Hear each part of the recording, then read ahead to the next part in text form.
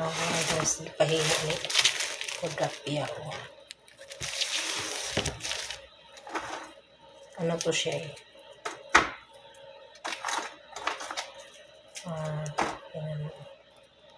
Ano to siya?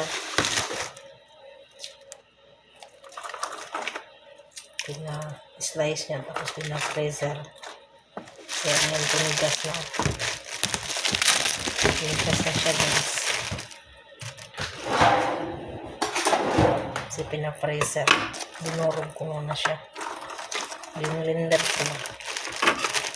Tapos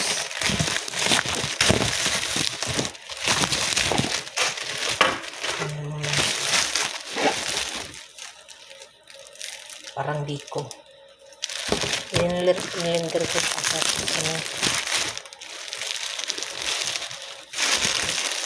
ginawa ko ng ganito. Ayan. Tapos pinatigas ko sa freezer.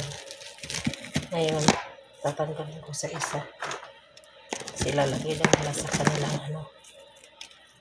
At uminom sila ng tsaa.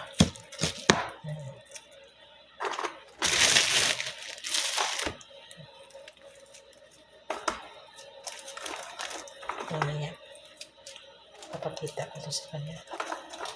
So merong malaki, merong maliit.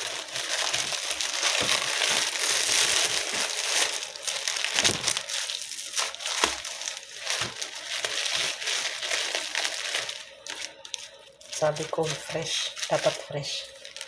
Eh gusto nila ano na, dire-diretso ng pagkuha.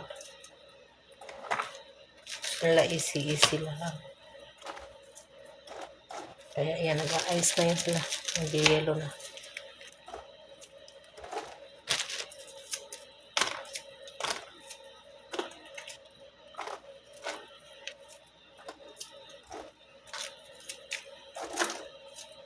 Ano pala yung isang ano, pupuno siya.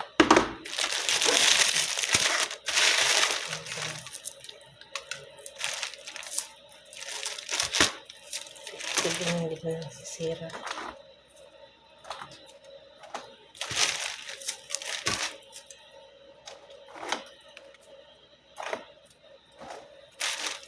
Galing din ang ano.